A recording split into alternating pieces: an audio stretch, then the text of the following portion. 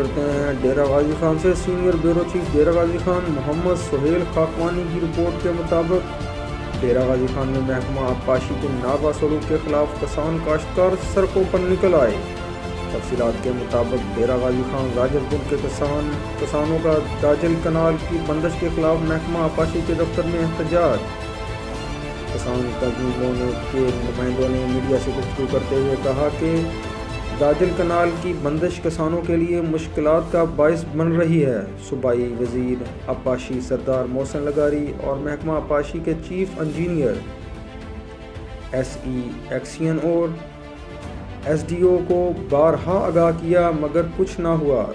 جب احتجاج کے لیے نکلے تو 10 فروری کو پانی دینے کا اور احتجاج ختم کرنے کا کہا گیا مگر پانی پھر بھی نہ کھولا گیا۔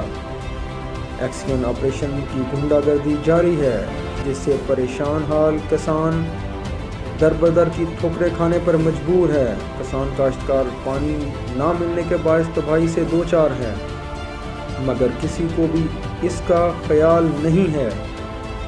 انہوں نے کہا کہ زراعت ملک کی معیشت میں ریڑھ کی ہڈی حیثیت رکھتا ہے لیکن حکومتی غلط پالیسیوں کے سبب زراعت تباہ اور معیشت ٹھپ ہو کر رہ گئی ہے۔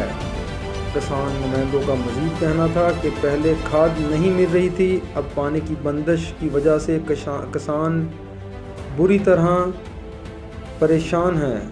وزیر اعظم پاکستان اور وزیر اعلیٰ پنجاب سردار عثمان بزدار سے مطالبہ کرتے ہیں کہ پانی کی بندش کرنے والے محکمہ آبپاشی کے افسران کے خلاف سخت سے سخت کارروائی کی جائے اور جلد سے جلد داجل کنال کی بندش کو ختم کیا جائے۔